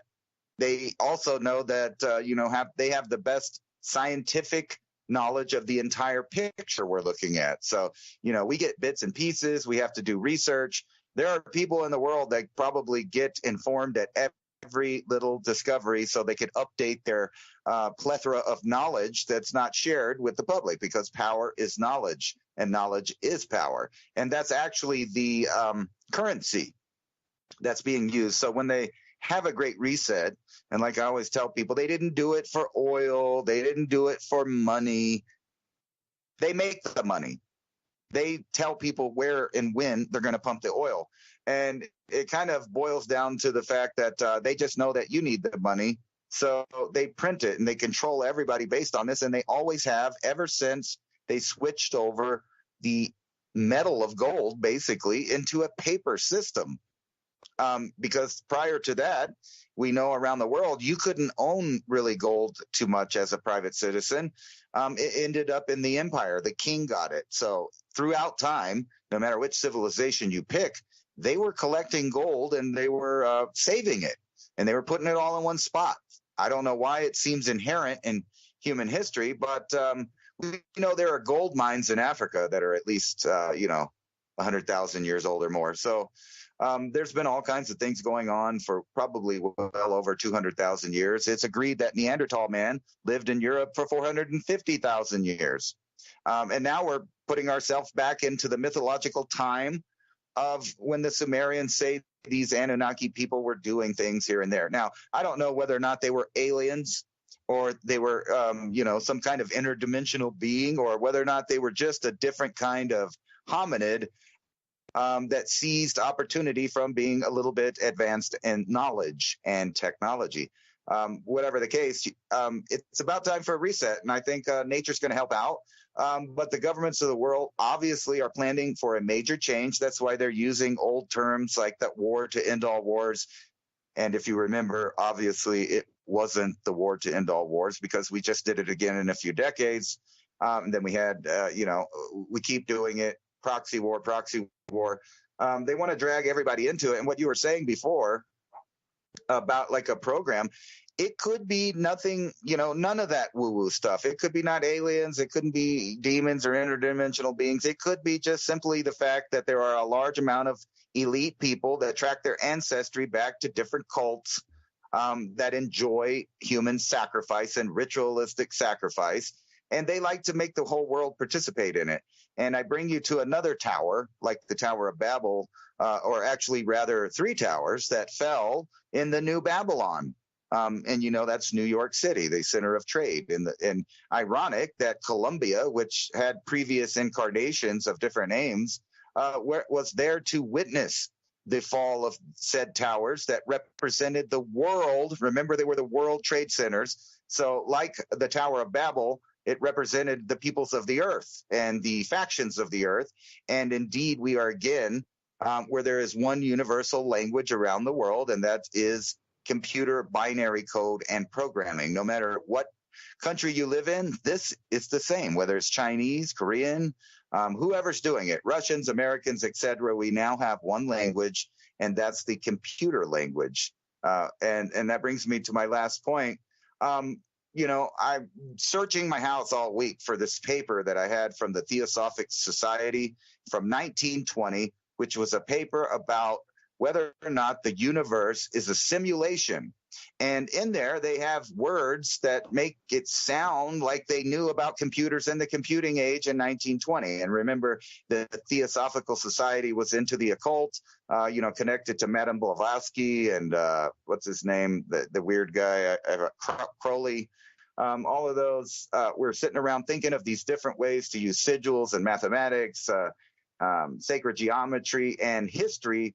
But they were on the low-level rungs of it, I think. They weren't getting the clear history, and that's why they get into this weird occult. But here we are in the future, and now we're asking the same question. This is from physics.org. Could a new law of physics support the idea we're living in a computer simulation? I didn't need a new law because everywhere we look in the universe, you find math, and math is it's a concept not only we can think about in more ways, but it's fundamental for the universe because we find it everywhere. There's pi, there's chi, there's these repeating numbers that happen, these unchangeable numbers, these constants. So what we see is some kind of mathematical computer code in the universe. Now, to me, that doesn't really mean we're a simulation, but it does mean to me that there was a creator with a program.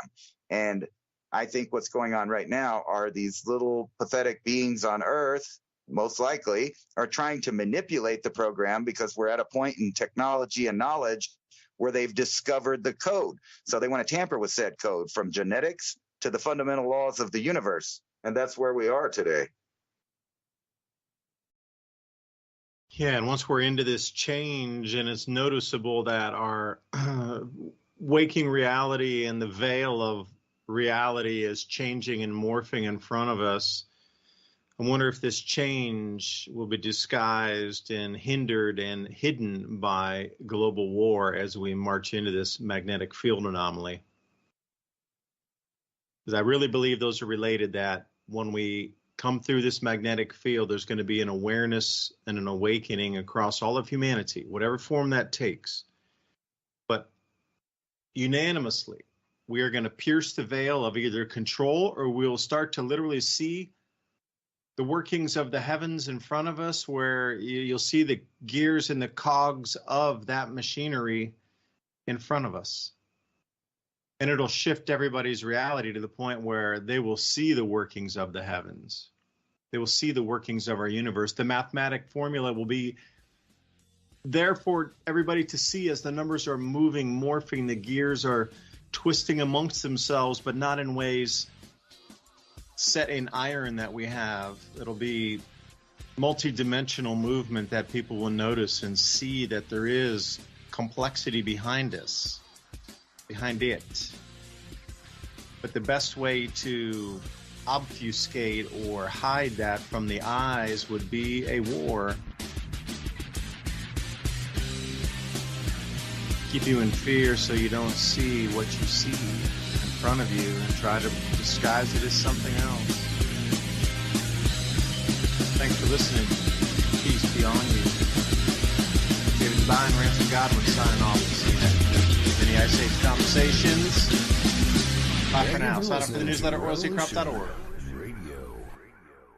Imagine, if you will, a glimpse into the possible outcome of a million mistakes. What you are about to watch is a nightmare. It is not meant to be prophetic. It need not happen. It's the fervent and urgent prayer of all men of goodwill that it never shall happen. But in this place, in this moment, it does happen.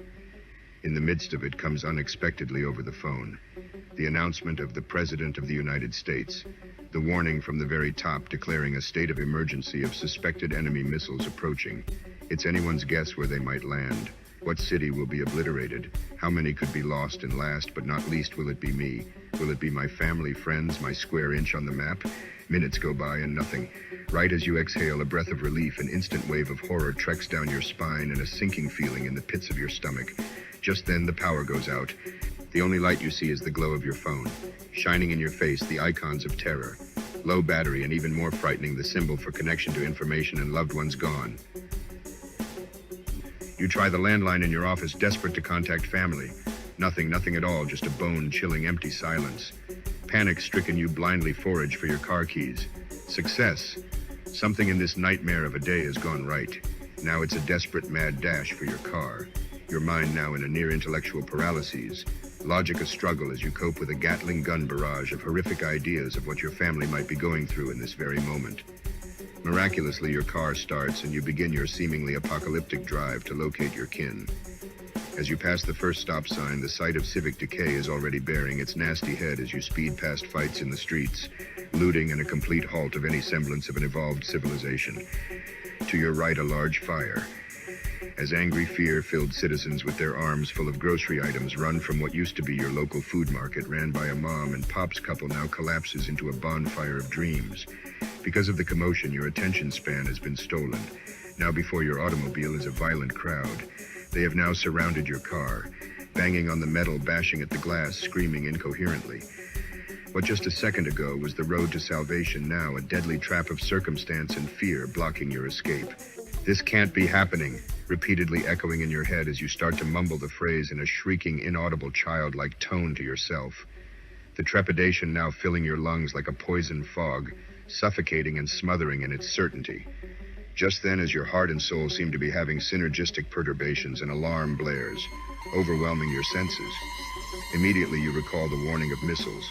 You close your eyes and expect the end. But the alarm morphs into a sweet, familiar beckoning of your alarm clock.